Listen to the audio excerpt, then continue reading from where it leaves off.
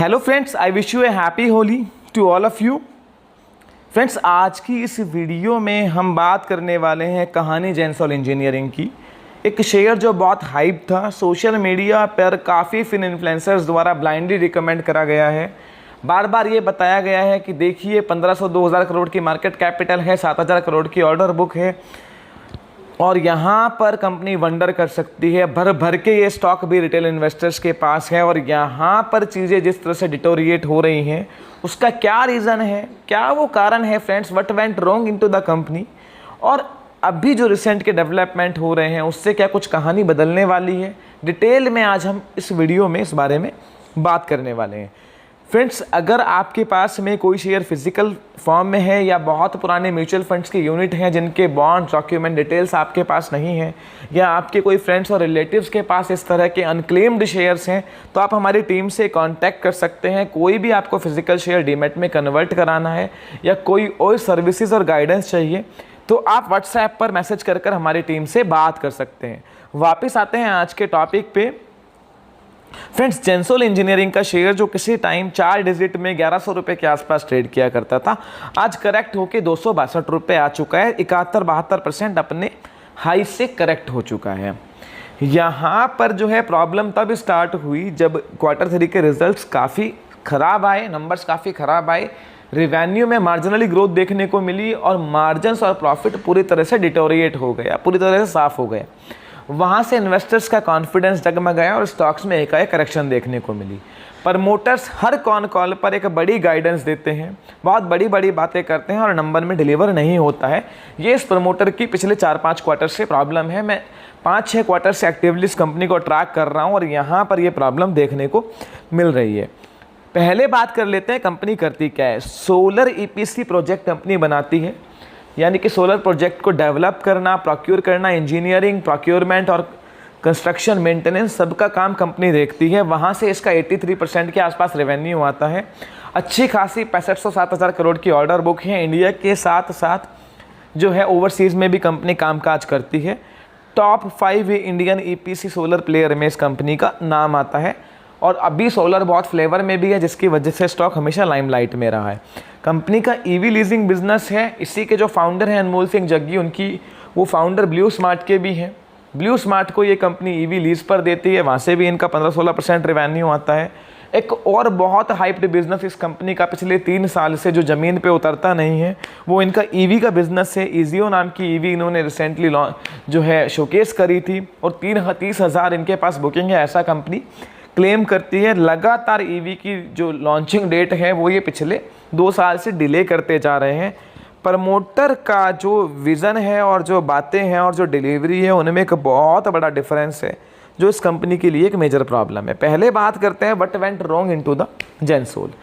Problems तब शुरू हुई जब सबड्यूड नंबर के बाद स्टॉक पहले ही पिटा हुआ था और वहाँ पर इकरा ने, एक well known credit agency, Indian credit rating agency ICRA ने इनकी रेटिंग जो है BBB- यानी कि स्टेबल से जंक D डिफ़ॉल्ट कर दी। डिफ़ॉल्ट स्टैंड्स फॉर कि कंपनी के पास पर्याप्त नकदी कैश फ्लो नहीं है डेट को सर्विस करने के लिए, company is unfit to take any further loan और कंपनी डिफ़ॉल्ट कर सकती है। इसके अलावा इकरा ने अपनी रिपोर्ट में ये भी बोला कि हमें जो डेट सर्विसिंग का रिकॉर्ड इन्होंने दिखाया है, जो डॉक्यूमेंट्स दिए हैं वो फाल्सीफाइड हैं, यानी कि उनको गलत तरीके से पेश करा गया है, नंबर के साथ मैनिपुलेट करा गया है। प्रमोटर की जो प्लेज है वो 80% से बढ़ के 85-86% हो गई है। कुछ प्लेज शेयर जो है 2 ट्रांच में प्रमोटर ने पिछले 2 हफ्तों में ओपन मार्केट में सेल भी करे हैं और रिटेल इन्वेस्टर्स भर भर के खरीद रहे हैं due to the lack of knowledge. और यहाँ पे इन्होंने IRDA PFC जैसी वेल नोन इंस्टीट्यूशन से लोन उठाए हुए हैं और वहीं पर ये शेयर्स जो हैं काफ़ी मात्रा में कोलेटरल के तरह प्लेज किए हुए हैं। जो इनका जो प्रमोटर्स की दूसरी कंपनी है ब्लू स्मार्ट, वहाँ भी फाइनेंशियल स्ट्रगल कम नहीं है, फंड रेजिंग में प्रॉब्लम्स आ रही हैं और लॉसेज लगातार बढ़ रहे हैं। क्योंकि ये कंपनी भी ब्लू स्मार्ट को EV लीज पर दे रही है तो ये एलिगेशंस भी लगातार प्रमोटर्स के ऊपर लग रहे हैं कि जेंसोल के जो शेयर होल्डर हैं वो इनडायरेक्टली ब्लू स्मार्ट के लॉसेस को फंड कर रहे हैं। जेंसोल इंजीनियरिंग का जो डेट रिडक्शन प्लान था जो ये लेकर आए थे उसमें इन्होंने 244 करोड़ के आसपास का फंड रेज किया था QIP करके, उसमें से अभी 140 करोड़ रियलाइज़ हुआ है।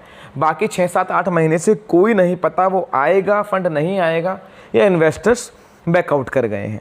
फ्रेंड्स, जो डेट रिडक्शन स्ट्रैटेजी प्रमोटर बताते हैं उसे पढ़कर हंसी भी आती है, और पढ़ने से ही पता लग जाता है कि वो कुछ भी सॉलिड नहीं है और वो जस्ट जो है डैमेज कंट्रोल करने की कोशिश कर रहे हैं। कंपनी कह रही है EV सेल से जो प्रोसीड आएगी 315 करोड़, वो कब आएगी, EV सेल होगी या नहीं होगी कुछ नहीं पता है। उससे ये डेट रिड्यूस करेंगे और US सब्सिडरी को सेल करके वहाँ से डेट रिड्यूस करेंगे। दोनों ही प्लान अनसर्टेन है और फिलहाल की स्थिति को देखते तो मैं कहता हूँ नहीं होगा। मैं अभी बता देता हूँ आपको कि यहाँ से पैसा नहीं आने वाला है।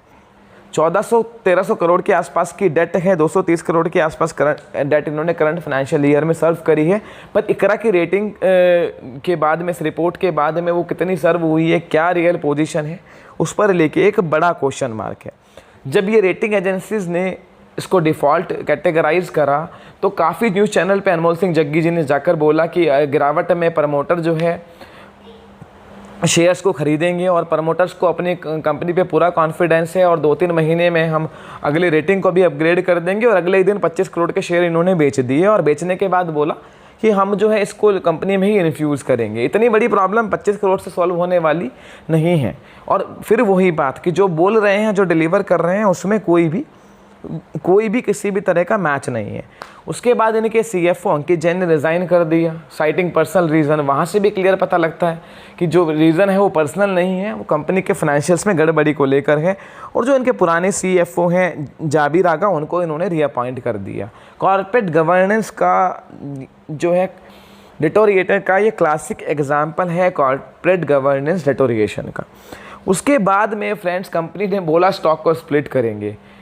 मुझे ये इतनी हंसी आई सुन के मुझे कि स्टॉक स्प्लिट का इस समय पे क्या लेना देना है। स्टॉक स्प्लिट कंपनी जब करती है जब स्टॉक का रेट एक सिग्निफिकेंट लेवल पर बहुत ज़्यादा बढ़ जाता है और लिक्विडिटी कम हो जाती है क्योंकि टिकट साइज़ बहुत बड़ा है।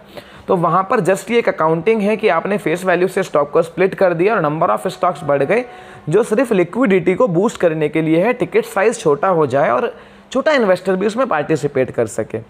जहाँ पर कंपनी कॉर्पोरेट गवर्नेंस के इश्यूज फेस कर रही है वहाँ स्टॉक स्प्लिट करने से क्या हो जाएगा, मेरे को नॉलेज नहीं है और ना ही मैं इसको समझ सकता हूँ। मुझे लगता है कि प्रमोटर्स जो मन में आया वो करे जा रहे हैं। उसके बाद 56 रुपये पे स्प्लिट के बाद में ये स्टॉक का प्राइस 26 रुपये बैठता है, तो 100-110% के प्रीमियम पे बोल रहे हैं प्रमोटर 200 करोड़ रुपए हम इन्फ्यूज़ करेंगे और हमारा जो है स्ट्रांग बिलीफ कंपनी में दिखाता है। एक तरफ तो प्रमोटर शेयर बेच रहे हैं, फिर ऊपर के रेट पे वारंट इशू करके री इन्वेस्ट कर रहे हैं। क्या प्रमोटर चाहते हैं, मेरी समझ से ये बिल्कुल परे है। ये प्रॉब्लम पहले तो 200 करोड़ से सॉल्व होने वाली है नहीं, जो कंपनी की प्रॉब्लम है। दूसरी बात ये कि कंपनी को एक कंक्रीट और सॉलिड प्लान बताना पड़ेगा डेट रिपेमेंट को लेके, क्योंकि यहाँ पर एक क्वेश्चन रेज हो गया है फाइनेंशियल्स को लेके कि जो फाइनेंशियल्स आप देख रहे हैं वो रियल हैं भी या नहीं। आपके पास मिष्ठान फूड्स, BCG जैसे क्लासिक एग्जाम्पल हैं कि अगर आप फाइनेंशियल्स को देख रहे हो तो सब कुछ बहुत अच्छा है, पर अगर आप जो है अगर फाइनेंशियल्स में गड़बड़ी है और फाइनेंशियल्स हमें सही नहीं रिप्रेजेंट करे जा रहे हैं तो हमें नहीं पता कंपनी के अंदर क्या चल रहा है। BCG भी देखने में बहुत अच्छा लगता था ऊपर से, और कंपनी का क्या हाल हुआ है। यहाँ पर भी आप देखिए कि जो भी स्टेक कंपनी लगातार बेच रही है वो रिटेल इन्वेस्टर्स के पास जा रही है। रिटेल इन्वेस्टर्स नॉलेज ना कम होने की वजह से उस शेयर्स को भर भर के खरीद लेता है जहाँ सीवियर करेक्शन है, ये सोच के कि अगर थोड़ा सा भी बढ़ गया तो मेरा पैसा बन जाएगा, जबकि ऐसा कभी होता नहीं है। फ्रेंड्स, इन डेवलपमेंट्स जो अभी आए हैं उसके बेस पे हो सकता है कि लोअर सर्किट का ट्रेंड रुक जाए, थोड़ा बहुत स्टॉक बढ़ जाए। प्राइस कंट्रोल जो है वो वॉल्यूम के बेस पर डिटरमाइन होता है, तो मैं उसको आपको नहीं बता सकता, पर लॉन्ग टर्म आउटलुक कंपनी का बहुत ख़राब है। अभी 1000 करोड़ की मार्केट कैपिटल पे कंपनी है, 200 करोड़ प्रमोटर ये इन्फ्यूज़ करता है, तो यहाँ बहुत बड़ा इक्विटी डाइल्यूशन अभी हो जाएगा।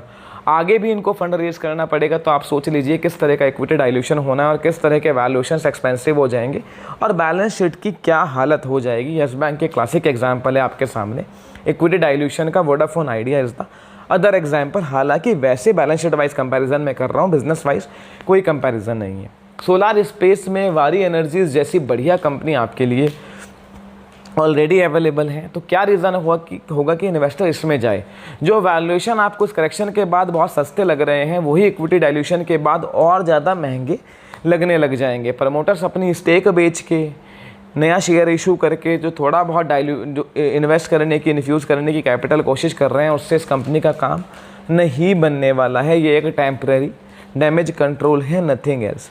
मेरे व्यू में आप इस तरह की कंपनी से दूर रहें। स्टॉक मार्केट में अभी करेक्शन में हज़ारों अपॉर्चुनिटीज़ आपके पास हैं, जहां पर आप बहुत अच्छे वैल्यूएशंस पर जो है इन्वेस्ट कर सकते हैं और आपका लॉन्ग टर्म में पैसा बनने के पूरे चांसेस हैं। इस तरह की जंग कंपनी से, या वो कंपनी जहां पर कॉर्पोरेट गवर्नेंस के इश्यूज़ हैं, आप जितना दूर रहोगे उतना ही आप सुखी रहोगे। तो फ्रेंड्स, इसी के साथ आज की वीडियो ख़त्म करते हैं। अगर वीडियो आपको इन्फॉर्मेटिव लगी है, रिसर्च अच्छी लगी है, तो लाइक शेयर कीजिए, कमेंट सेक्शन में मेरे को बताइए और चैनल को सब्सक्राइब करना ना भूलिए। Thank you so much.